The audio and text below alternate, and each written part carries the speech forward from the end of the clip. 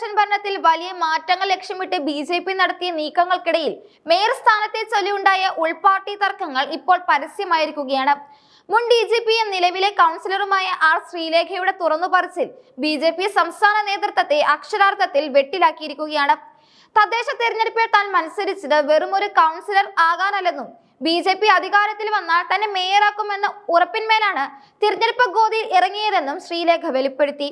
തിരഞ്ഞെടുപ്പ് പ്രചാരണ വേളയിൽ പാർട്ടിയുടെ മുഖമായി തന്നെ ഉയർത്തിക്കാട്ടിയതും ചർച്ചകൾ പ്രതിനിധിയായി അയച്ചതും ഇത്തരമൊരു ലക്ഷ്യത്തോടെയായിരുന്നുവെന്നും അവർ ചൂണ്ടിക്കാട്ടുന്നു.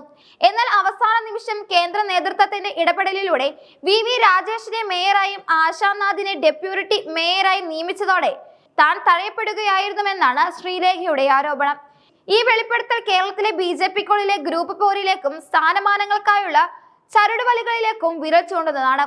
തിരഞ്ഞെടുപ്പിന് നിൽക്കാൻ തനിക്ക് ആദ്യം ഒട്ടും താല്പര്യമില്ലായിരുന്നുവെന്ന് ശ്രീലേഖ വ്യക്തമാക്കുന്നു. പാർട്ടിയുടെ മുഖമായി നിന്ന് സ്ഥാനാർത്ഥികൾക്ക് വേണ്ടി പ്രചാരണം നയിക്കുന്ന ഒരു റോളാണ് താൻ ആഗ്രഹിച്ചിരുന്നത്. എന്നാൽ പാർട്ടിയുടെ പ്രത്യേക താല്പര്യപ്രകാരം കൗൺസിലർ സ്ഥാനത്തേക്ക് മത്സരിക്കേണ്ടി വന്നു. താൻ ജയിച്ചാൽ നഗരസഭയുടെ അമരത്ത് എത്തുമെന്ന സൂചനയാണ് വോട്ടർമാർക്കും മാധ്യമങ്ങൾക്കും പാർട്ടി നൽകിയിരുന്നത്.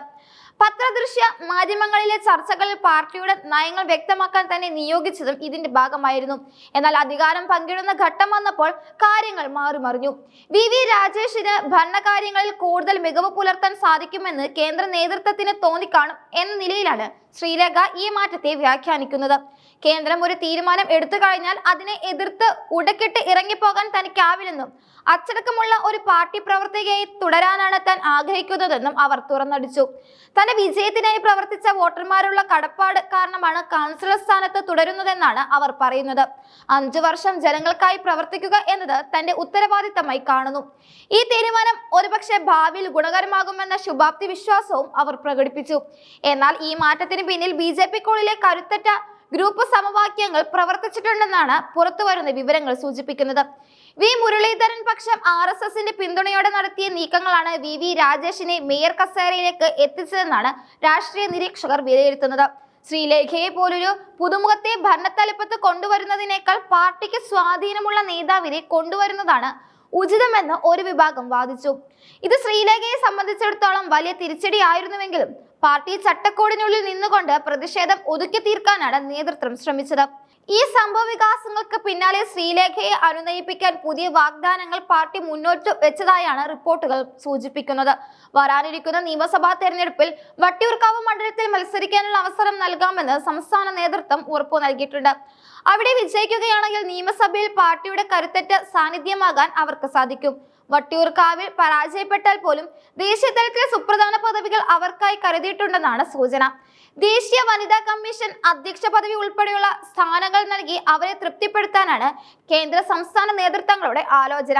മേയർ സ്ഥാനവുമായി ബന്ധപ്പെട്ട് പരസ്യമായ പ്രതിഷേധങ്ങളോ പ്രതികരണങ്ങളോ ഒഴിവാക്കണമെന്ന് നേതൃത്വം അഭ്യർത്ഥിച്ചിരുന്നെങ്കിലും ഒരു ഓൺലൈൻ മാധ്യമത്തിന് നൽകിയ അഭിമുഖത്തിൽ ശ്രീലേഖ തന്റെ ഉള്ളിലെ അതൃപ്തി മറച്ചുവെക്കാതെ പ്രകടിപ്പിക്കുകയായിരുന്നു. ബി.ജെ.പി. സംസ്ഥാന നേതൃത്വത്തെ സംബന്ധിച്ചിടത്തോളം ശ്രീലേഖയുടെ ഈ പ്രതികരണം അപ്രതീക്ഷിതമായിരുന്നു. അച്ചടക്കമുള്ള നേതാക്കളും പ്രവർത്തകരും എന്ന നിലയിൽ പ്രതിച്ഛായ നിലനിർത്താൻ ശ്രമിക്കുന്ന പാർട്ടിക്കുള്ളിൽ പദവികളെ ചൊല്ലിയുള്ള തർക്കം തെരുവിലേക്ക് വരുന്നത് തെരഞ്ഞെടുപ്പ് വിജയത്തിന്റെ തിളക്കം കുറയ്ക്കാൻ കാരണമാകും. പ്രത്യേകിച്ചും തിരുവനന്തപുരം കോർപ്പറേഷനിൽ മികച്ച മുന്നേറ്റം നടത്തിയ സാഹചര്യത്തിൽ ഇത്തരമൊരു വിവാദം ഭരണത്തെയും ബാധിച്ചേക്കാം. എന്നാൽ തന്നെ ജയിപ്പിച്ച ജനങ്ങളോടുള്ള ആത്മാർത്ഥതയുടെ പേരിലാണ് താൻ കൗൺസിലറായി തുടരുന്നത് എന്ന് പറയുന്നതിലൂടെ ശ്രീലേഖ തന്റെ രാഷ്ട്രീയ വ്യക്തിത്വം ഉയർത്തിപ്പിടിക്കുകയാണ്. അധികാരമില്ലെങ്കിലും തനിക്ക് ലഭിച്ച അവസരത്തെ ക്രിയാത്മകമായി ഉപയോഗിക്കുമെന്ന നിലപാടിലാണ് അവർ സ്വീകരിക്കുന്നത്. വരും ദിവസങ്ങളിലെ ബി.ജെ.പി. നേതൃത്വം ഈ വിവാദത്തോടെ എങ്ങനെ പ്രതികരിക്കുമെന്നും ശ്രീലേഖയ്ക്ക് നൽകിയ വാഗ്ദാനങ്ങൾ പാലിക്കപ്പെടുമോ എന്നും രാഷ്ട്രീയ കേരളം ഉറ്റുനോക്കുന്ന ഒരു കാര്യമാണ്. ഗ്രൂപ്പ് വൈര്യങ്ങൾ പാർട്ടിയുടെ കെട്ടുറപ്പിനെ ബാധിക്കാതിരിക്കാൻ കേന്ദ്ര നേതൃത്വം നേരിട്ട് ഇടപെട്ടേക്കുമെന്നും സൂചനയുണ്ട്. തിരുവനന്തപുരം നഗരസഭയുടെ ചരിത്രത്തിൽ ആദ്യമായി വലിയൊരു മാറ്റം പ്രതീക്ഷിച്ച ബി.ജെ.പിക്ക് ഭരണത്തിന്റെ തുടക്കത്തിൽ തന്നെ ഉണ്ടായ ഈ അസ്വാരസ്യങ്ങൾ പരിഹരിക്കുക എന്നത് വലിയ വെല്ലുവിളിയാണ്.